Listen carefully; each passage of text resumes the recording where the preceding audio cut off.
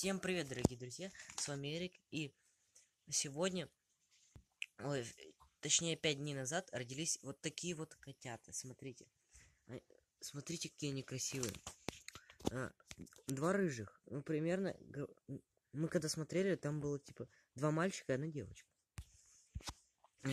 Вот это их мама, ее зовут Маруся, вот это Люся.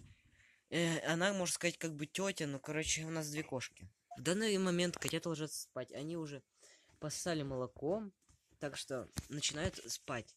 Маленькие милые котята. Сегодня они кушают, конечно, как обычно, хорошо, потому что вроде у них болезней никаких нет. Вот смотрите, вот этот черный, он разноцветный. Конечно, на камере это не видно, наверное. Он черно-оранжево-белый. А два рыжих, ну, типичные рыжие. Тут их растрепал случайно, сейчас ложись спать. Они пока что еду не кушают, кушают только мамино молоко. Ну, и через неделю, как вы, наверное, большинство знает людей, что они откроют глаза.